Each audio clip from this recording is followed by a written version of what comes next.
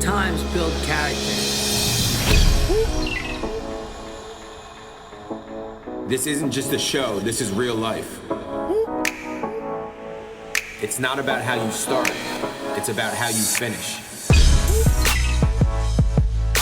You gotta see it before anyone else can see it. Every second, every minute, every day.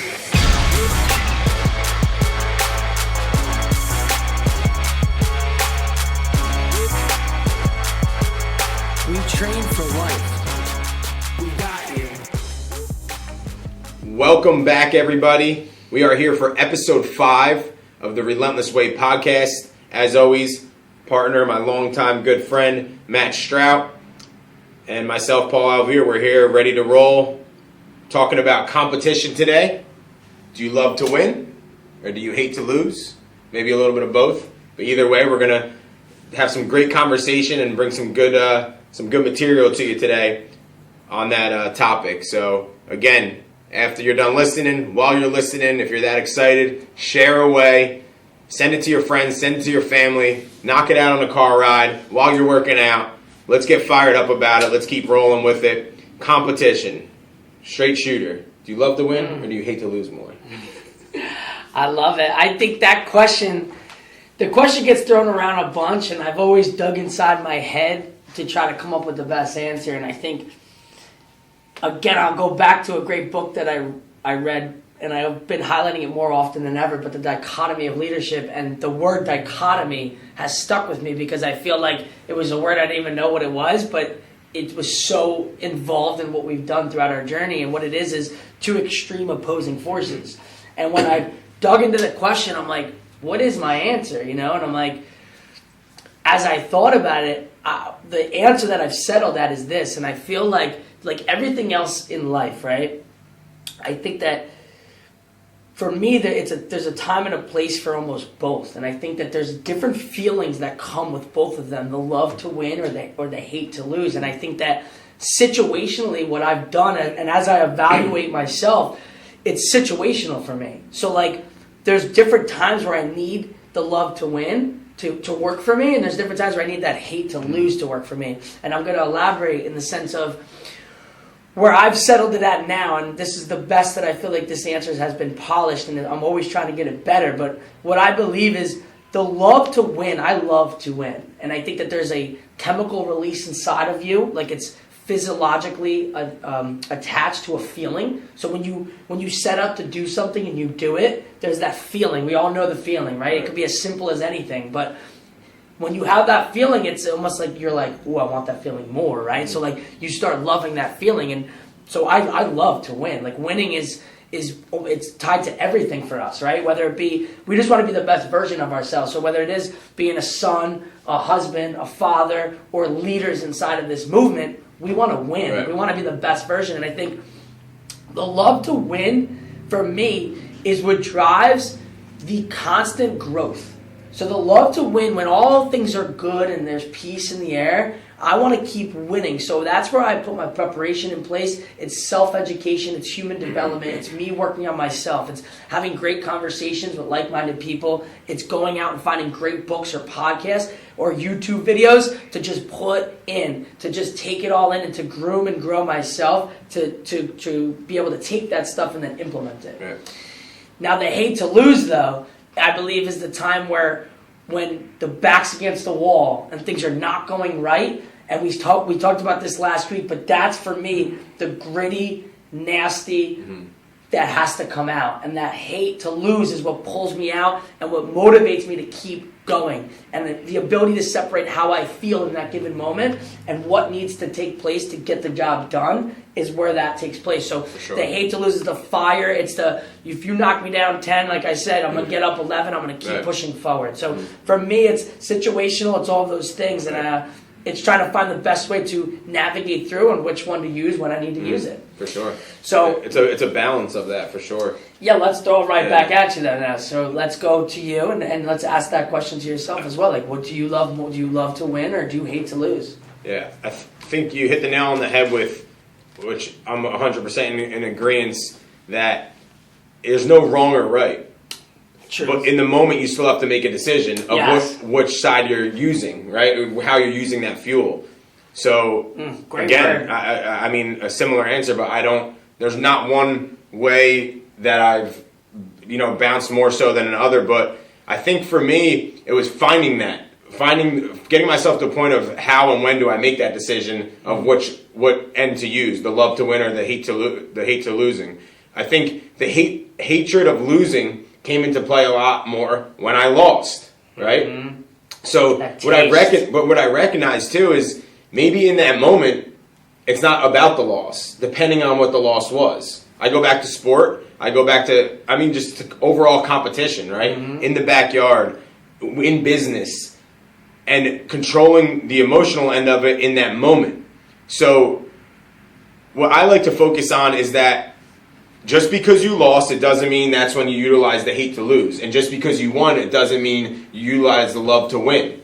You could win, but also think about in moments that maybe you could get better. If it would have went the other way, you could have lost that situation. It could have went bad, and you could learn from it there, right? Mm-hmm. So using the word love, I love both aspects of it, but I think it all depends on it's finding the balance, like you're talking about, the dichotomy of the situation. Right? An example: you may win in a certain moment, right? You may be in a process of building something or setting something up, right? For us, for this podcast, right? As we're building it out, mm-hmm. and it hasn't been launched yet, right? We're a couple episodes in that we're filming or that we're recording, and we're having success with them. But at the same time, we're not at that final point, at that championship moment, and it hasn't launched yet. Mm-hmm. So you have to love I put the love of the process in the losing, because we're kind of losing in the moment because it's not live yet, it's not there. We haven't reached the final destination, or we haven't reached that destination of launching it. So when we come in every day to give this awesome information and to spew our words out, I'm still in that moment of losing, right? Or I'm in that mindset of like constantly getting better, constantly getting better, constantly getting better. That keeps me personally on the drive towards winning, right? And then when I get to winning, right? So when we do launch it, it's okay. Now embrace the love of winning now. Now we're winning and keep using that momentum of winning. And then we'll hit speed bumps along the way, and you'll bounce back on that dichotomy, So definitely it's so interesting. In our title, we're saying it's two questions: the love to win or the hate to lose. We're gonna tell everyone right now, like, there's no wrong or right on either of those. And something you just said, I gotta pull out, but it's. I think where it all eventually settles. And as I study and research and learn people who have done great things in all different spaces, but have taken the top levels of it, I think where you can find peace in the whole question is the process. Right. And that's what you just said. 100%. The process. Because if you learn to love the process, that's what it's about. Because it's never over, right? Like we dictate as individuals. If you take a loss, it doesn't mean it's over unless you say, it's over. I can't do this, right? But if you don't, then it's just a lesson. It's a new thing that you learned. All right, don't do it this way. Another thing you said I want to highlight is you could win something and still look back. And the greatest individuals in their spaces do this, and they do it very well. They could win. Michael Jordan's known for it. You talk about Michael Jordan, he has X amount of rings, championship rings. If you talk to Michael, or obviously I don't talk to Michael, but I could read books or listen about people who have spoken to Michael. Mm-hmm. And you ask him about the rings, and he'll talk about the wins a little bit, but you know what he's immediately going to go to is the ones that he didn't get. So even though he's such a winner, right, he still remembers the opportunities that he lost. Mm-hmm. But it didn't necessarily hold him back because he still won, but he didn't forget them. And what he did was he was able to go back and self-reflect and take those even little losses inside of a win, and then try to eliminate the amount of them or those possible experiences taking place again. Right. And I think that truly defines and comes down at the head of understanding the process. Right. And that's what I was getting at with the whole podcast analogy, mm-hmm. like what we're doing.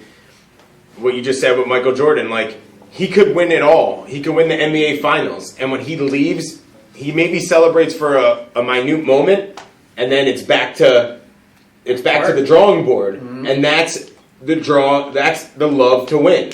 He loves winning so much that he wants to keep that relationship with winning in the moment. Right? It's crazy to think because not everyone in that moment can control their emotions and understand the process that got them there, all in that time frame of the final buzzer going off or the final bell ringing or the door close, whatever the moment of winning is. Not everyone could slow themselves down and say, okay, take it in for what it is. Take your 10 seconds, take your minute, take your hour, celebrate in the locker room, celebrate with the team, and then back to the drawing board, right? And it's a mix at that moment, I believe. I think in that moment, there's pieces of loving to win so much that you want to feel it again, so you go back. But then a good, like you said, a solid mind and someone that's really seasoned also go pull the little parts of loss along the way, the little downfalls. Maybe they were down 3-0 in a series. Maybe they hit 10 speed bumps in that process. So those are all the moments that get you better for the next season and the next time and the next moment that you go through it. As always, I love to share a little bit of some type of story, right, of learning moments, and we think about things that stick with us. We have a bunch of stuff I'll let you get into because you love to tell the stories of wins and losses along our journey of building the Relentless movement and building our facility and becoming the Relentless Way, from all different stuff, from things falling through, from things not going the way as we were planned, and that's winning and losing. Something I always like to use as an analogy and a reference to a lot of clients that I work with, people that I interact with, is a little bit of storytelling, but it goes back to, for me, where most of my competitive moments were in sport were with baseball at a younger age, right? Meaning up to college. And in high school, we were playing against Colts Neck High School. They had Anthony DeScalfini. He was one of the top pitchers in the state, plays in the MLB now. And we knew we were facing him in the Shore Conference semifinals. And we lost to him. Extra innings, 8-7. We played them a week later. He was able to pitch again. Long story short, we lost to him the following week, 7-6 in the state semifinals. So 2 losses in a row. But my point is, that's where I reflect back to talk about and tell stories. I work with a lot of different athletes in the realm and different people in this area, and they're familiar with that terminology, and I use that a lot, not for myself, but for a learning point for them. Like, if me, a 31-year-old man, that's what I go back to in my day, like, remember defeat in those moments and what you were able to learn and pull from it, and the challenges that happened in those long extra inning games and in that 2-week span, it was a huge impact. So, again, why? Because we didn't have time. It was kind of forced on us at that age and at the moment. We didn't have time to sit on that first loss because we knew we were playing them again 7 days later. So we were forced to go back to the drawing board. In that moment when I was forced to go back after a tough loss, I learned how to develop a relationship with my hatred of losing, right? And then as we were gearing up for that next game, I learned how to build off my passion and love for winning, right? So like when I go back and reflect on this topic, that's where I go back a lot, because that was like a turning point for me as a young man of experiencing the taste of both of those, and then implementing that in my journey along the way, and maybe constantly subconsciously referencing that along the way in our Relentless journey, which we've seen tons of freaking downfalls in our Relentless journey. We could sit here and talk for another hour or two, but those are some good things to highlight too, to remind people what happens along the way with winning and losing and competing. No, that's beautiful, and I love it. I love the tiebacks. I love these things that stick in our brains because it's so cool to see like the conditioning factor of like humans, right? Like certain moments that stick with us. I think something too, like we always talk about training for life, right? So like when we get to the point where that's what's left, and it's not a bad thing, but like we're competing in life now, right? Like, do we have fun little events here and there where maybe we do compete in a sport? Right. Yeah, but it's not that competition of sport anymore. It's competition of life, becoming the next best version of ourselves. And I think the reality is, I love working with a lot of the young generations as well. And like one of the things I always tell them is like, you can't be afraid to just try different things. And the reality is you're going to find out things that you don't like more than the things that you do like. Right. But if you don't just try things, you're not going to figure it out. So like, another connection to that was going to be like, you're going to lose more than you're going to win. So sure. like, especially in the beginning. So like, if you don't understand that and know that, and that's why I want to put that out there, is like, losing's okay. It's what you do with the loss. It's how you react to it. It's how you understand and step back to evaluate to then go back in. That's the difference. And I think the more that you can do that, the more that you start tasting the win, and then you have the ability to say, all right, listen, losing's a part of winning. Like, Sure. if it wasn't for bad days, there wouldn't be good days. But like, what do I do in those moments? And I think the point that you get to, and all the studying and all the research that I do, I'm not the type of guy to give myself a lot of credit or pat myself on the back, but sometimes I need reiteration to the point where my mind starts heading. And then when I listen and read these guys who are doing it real big, and I'm like, all right, this is good because they're saying that they're thinking like this, and this is where my brain, it justifies it. I'm like, all right, I'm on the right path. And one thing that they talk about is, at a certain point, when you've been knocked down so many times, and you've gotten up, and you've figured it out, and that's all that we've done this is over 10 years, is constant thinking that you have a plan, and it's shifting day in and day out, and just the ability to stay connected. You know, we have a lot of great people that are surrounded around us, but it's always been like us at the core to like, if we're feeling crazy, we pull each other in and we talk, and we're like, yo, like, we're going to figure this out, but like, oof, this is a tough one, you know? But we always get through it. And I think hold on, I just lost my train of thought. This is a good point, though.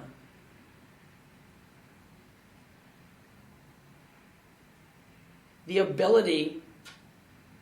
Oh, I get it right here. So what happens is you start building momentum. So when we start connecting with each other and we work through adversities, we work through obstacles, we start saying, all right, this works. So now we understand that we can do it. If we stay true and we analyze and we come up with new different plans and we adapt and evolve, we can get it done no matter what. We focus on solutions, right. Not problems. And I think what that does then is it starts building momentum. Then what it also does is it starts making us believe more in the ability to prepare and be prepared and understand what's going on. And when you get to this point where you put so much preparation in and so much belief in yourself, you almost start expecting to win. Right. And when you expect to win, it almost changes everything because you believe in yourself so much that the expect to win is not, and I mean that as humbly as possible. It's just, it comes with the level of just having so many failures and trying to figure it out. But when you expect to win, that's where the momentum really starts coming. And you and I really believe in this a lot because we just, when we win, it's like, yeah, we're supposed to win because of the amount of work I put in on my own time, the studying, the research, the attention to detail, that when it's game day, it's like, yeah, like that was the way it was supposed to. When I visualized it, I saw it. Like on to the next that's one. on to the next one now. And what that also does is it frees your mind so much to then be able to evaluate the loss or the little inconsistency or the thing we could have done better, and then it just makes the next win that much better. So it's like this beautiful cycle, but like you can't just get there because confidence is something that is built inside of us from overcoming obstacles. So if I wish I could be like, hey, be confident, you can do this. And it works like that. And I wish it just doesn't though. And like that's why we do what we do here because the reality is we're trying to get that message out. That this is just what it is. Like if you embrace the process, like we said, you're gonna have fun with this. For sure. We're having fun with it now. You know, it's fun. It's bring the obstacles on and let's stay together. Let's stay true to our circle and let's find solutions. You have to embrace the process. That's huge, man. Like understanding that it takes time, understanding that it's not gonna happen overnight, understanding that becoming a winner or experiencing those losses, you don't get an answer right away. As fearful as it is for you, in moments, you could be scared out of your shoes going in 3 days, going into an event, going into a moment, going into something you've been building for your whole life or for months or for weeks. And that answer is only going to come at the end of that experience and that process. The expect to win is just money with me. You know that. We wore that on our shirts, on our back. Expect to win every pitch, every inning, every game. Right? From the smallest things to the biggest things. And we've translated that to some fun stuff in our world, but every second, every minute, every day, and we talked about it in our supervised training Saturday, it's going to come out every rep, every workout, right? Every goddamn moment, expect to win. But it leads me to the point of during this process of finding out what winning and losing feels like, and figuring yourself out from young moments, leadership is in front of you, and you have the decision to make if you are going to be a leader, or if you could be a leader or not. So I think it's a huge piece inside of that love to win and that hate to lose, of what kind of leader you are for yourself and for others, or for the bigger picture. What does leadership mean to us in the winning and losing in the grand scheme of things? Very well said. And I think leadership, the definition of leadership is to be in the front of. It is to lead. And I think, we could sit and talk about the reasons and the real deep reasons of why we're willing to do this, but that could be a whole different talk. Sure. So I think what it compounds down to, though, is that we have seen in our own minds, on paper, we have papers we saved when we were 19 years old of us writing down this relentless dream, this vision. And I think when you study leaders, right, the greatest leaders in the world, is one of the things that is very common amongst them all is that they've started with a vision. And I think when you have a vision in sight, and you could truly, I could feel the relentless compound. I could feel myself walking on the grounds. I could smell the air. I could see it. I could feel it. I've been seeing it since I'm little. And I see it more clear than ever. The colors, the smells, I just feel it. I see it. And I think when you want something so bad and it's visual for you, you're willing to do whatever it takes to get there. And the reality is someone's got to be first, right? Someone's got to be first. And I think it starts with one person, it starts with another person, and then it starts with another person, and it becomes contagious. And now what you're doing is you're instilling the belief of winning inside of others. And it's a scary thing. Who wants to lose, right? Especially who wants to lose in front of people.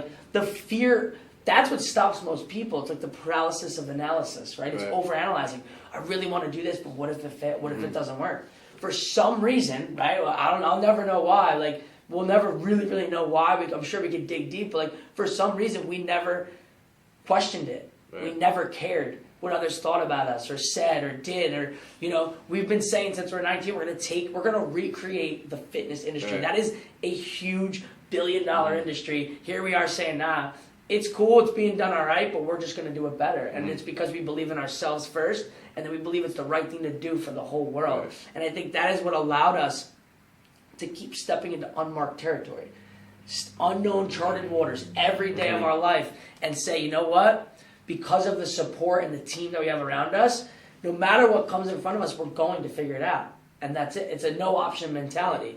And I think,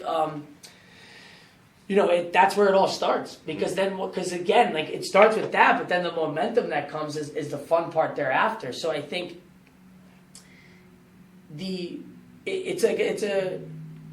it's the process, like you said, right? But it first starts with the ability to take that first step forward, and then to understand that it's never going to go fluently. It's going to be constant things, and then what do you do in those moments? Right. Yep. So leadership and influencing. We're going to talk about these things moving forward. Like you said, we're going to get really deep into this topic, but influence is not a decision. You're influencing people every day with your actions, no matter what you do. Truth. Leadership is a decision. You have to decide to be a leader and then create that process. Right? We're going to leave you with that. Episode 6 coming your way. You can imagine what we're going to talk about. We were holding back because we love that topic of leadership. I just gave it away. But episode 6 coming your way next. Share the hell out of this. Share it with everybody, all your friends, your family. If we did the right thing, if we did a good job, we don't just want. We're doing this for our relentless way, for our relentless community. We're doing this for our people.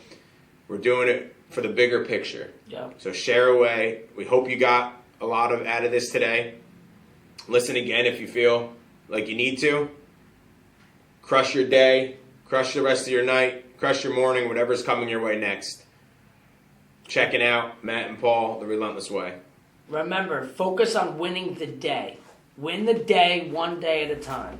Let's go get it.